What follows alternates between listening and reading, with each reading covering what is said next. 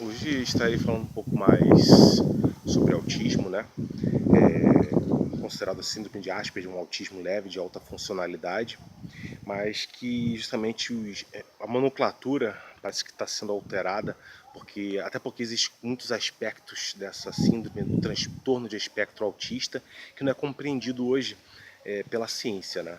Então alguns colocam já com tudo categorizado como autismo leve, moderado e severo, que no meu caso seria o leve, de modo com que eu vou discorrer justamente de algumas interpretações que levam ao diagnóstico, que muitas pessoas ainda têm relutância em aceitar o diagnóstico, porque não existe nenhum exame específico que mostre um resultado com precisão se a pessoa é autista ou não. Existem apenas tipos de testes que são feitos e que podem demonstrar um indicativo dessa síndrome, né?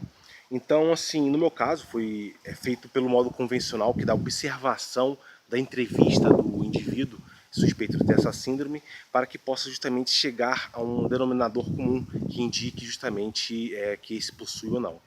E justamente essa discórdia, porque muitas pessoas têm características diferentes, muitos dos diagnosticados têm características diferentes entre si, porque há uma diversidade autista dentro do aspecto disso, principalmente no autismo leve, né, em que muitas vezes não apresentam estereotipias, apresentam todos os clichês que alguns abraçam, que muitas vezes pessoas sem preparo, sem especialização no assunto, são capazes de incorrer incorretamente, evidente. Mas pela somatória, pelo conjunto dessas características, pode-se deduzir e chegar a essa conclusão de que essa pessoa possui ou não esse autismo leve.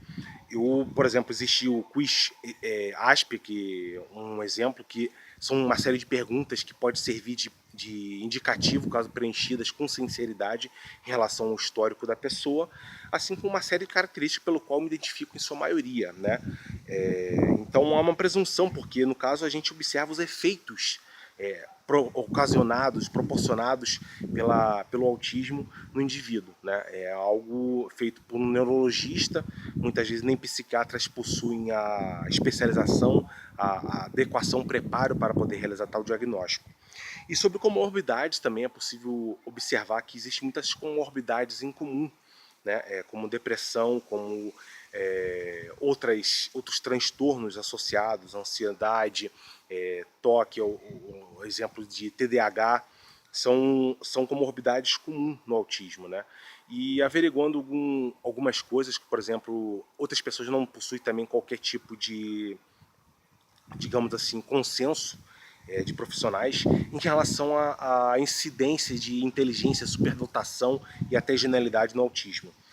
Muitas pessoas que dizem que é tão comum a inteligência alta no autismo quanto em pessoas que são NTs neurotípicas, quanto no autismo, o que eu não considero verdade, porque apesar de conhecer evidentemente muitos autistas que têm inteligência normal, inteligência na média, muitos outros têm a capacidade um pouco acima do normal.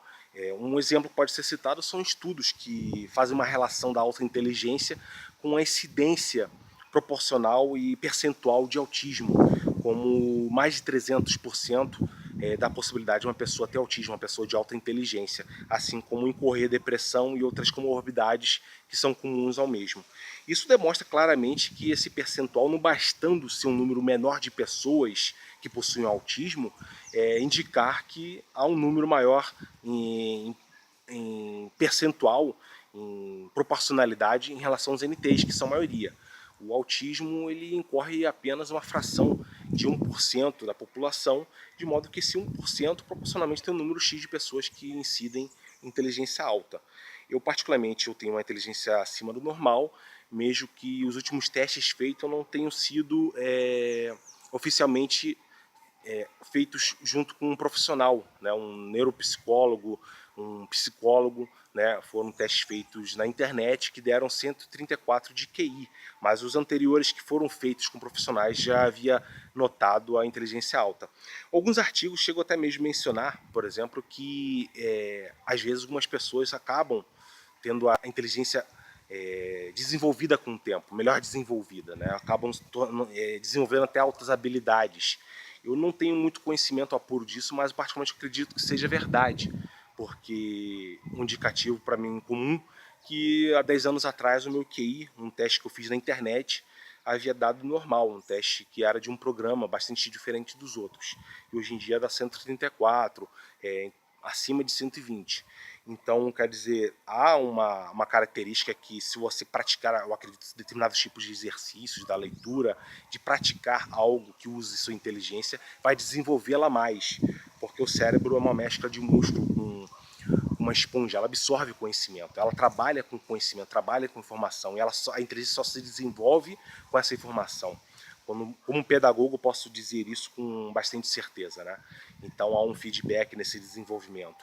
Então eu acredito que seja justamente esse principal aspecto, né?